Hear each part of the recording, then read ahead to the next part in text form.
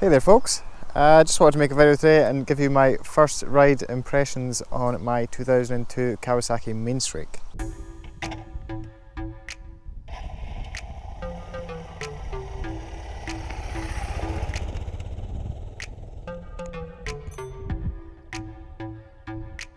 So when I say first ride, I've done about 1,000 k's on her just now, so just what I've discovered about the bike in that time. I'll start off well, I'll give you a wee walk around and show you her. So this is her here. This is a 2002 MeanStreak 1500. As you can tell by the passenger seat, this is something we'll talk about in a wee bit. But I think she looks really good. Real nice looking bike. I really like that orange colour. So I'll talk through some of the specs on the bike. Now this is a 2002 model with roughly 42,000 kilometres on her. So pretty low Ks for its age. The MeanStreak's based on the Kawasaki Vulcan 1500, but it's kind of a more sporty version of that. Makes more power, roughly 10 to 12% more power, and it does that by it has higher lift cams, it's got different pistons, a slightly different compression ratio. I think it also got a slightly closer ratio gearbox. So the engine is a bit different than the Vulcan 1500. It's got a different front end on it, so it's got an upside down forks down there, and big 320mm calipers and 6-pot brakes, which is basically a front end off the ZX9 model. One good thing about that is you get 17-inch wheels front and rear, so you've got great tyre choices on this bike. I've got quite a sticky Bridgestone tyre on there just now, which I'm quite happy with, but we'll see how it lasts. So like I said, it makes a wee bit more power than the Vulcan. This is 72 brake horsepower and about 114 newton meters of torque.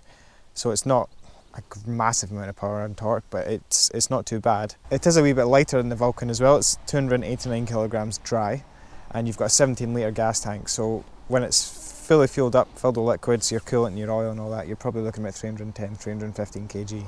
So it's no lightweight by any means, but it's certainly a good bit lighter than the fully dressed tourer models out there. It's got a 5-speed gearbox on it. It's shaft drive, which I love. It's real nice and smooth, this one.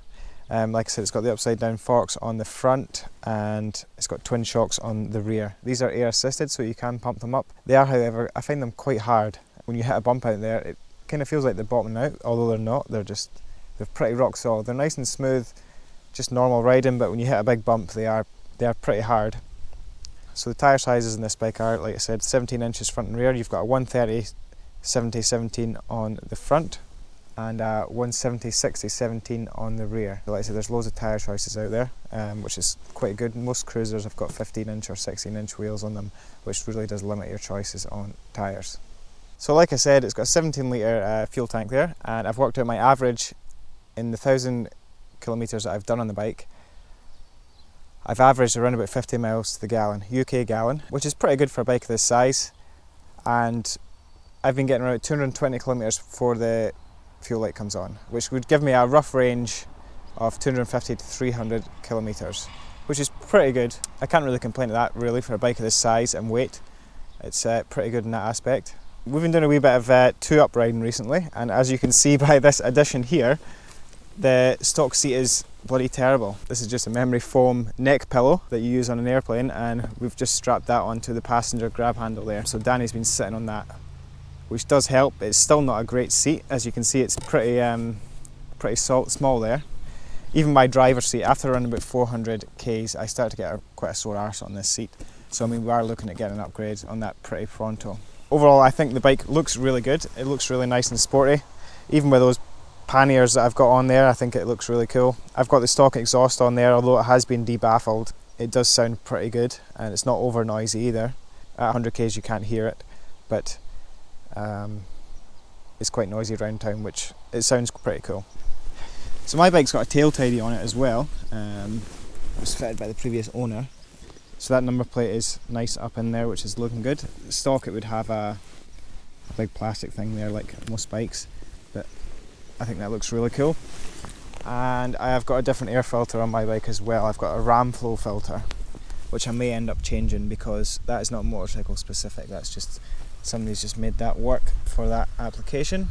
It is a big water-cooled engine, so you've got your big radiator up front there, which is good for slow speed riding in traffic, I suppose.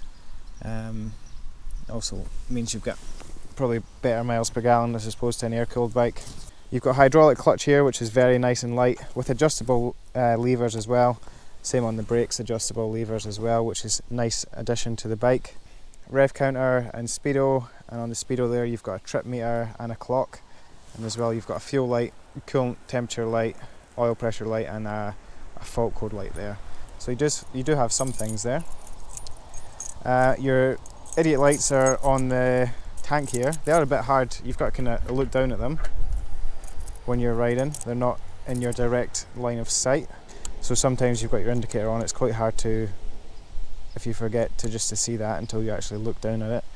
One thing I think is a bit weird on this bike is you put the key in to start it, then the key comes out. This is a feature on the bike, it tells you in the owner's manual. It's there so you don't scratch this chrome piece here with all your other keys, which, yeah, I understand that.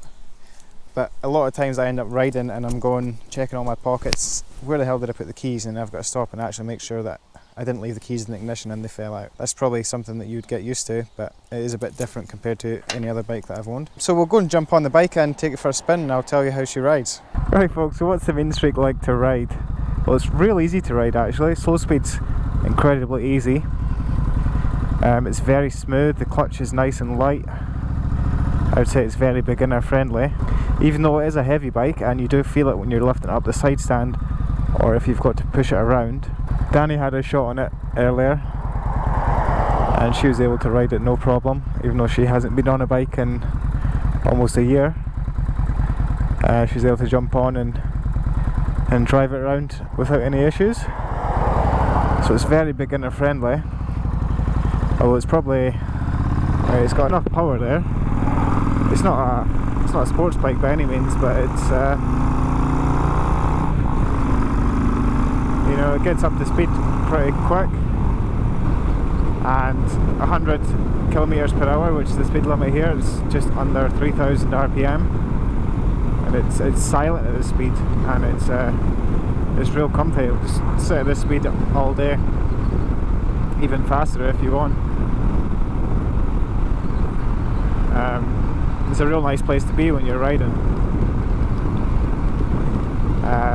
The seating position is very comfy. I'm 5'6", and I'm comfy enough on here. If I was much taller, I'd say I'd probably want the pegs to be further away, but for my height, it's pretty good. So the handlebars could do with coming back a wee bit. I am stretching a wee bit for them, but I can get some 2-inch rises on there, and that would solve that issue.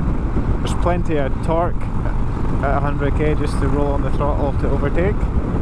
It does that no problems, and it's very smooth. At 100k there's absolutely no vibration.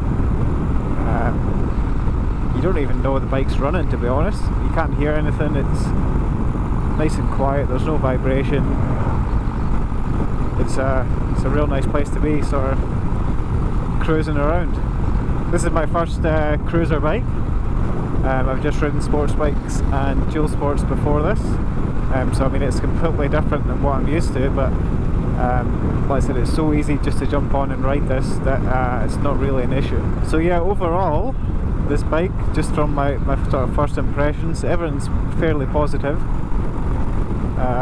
Could do with a different seat, and I could do some back risers for me personally. But overall I don't really have many complaints with it. That key thing is a bit weird, but it's probably something that you would get used to.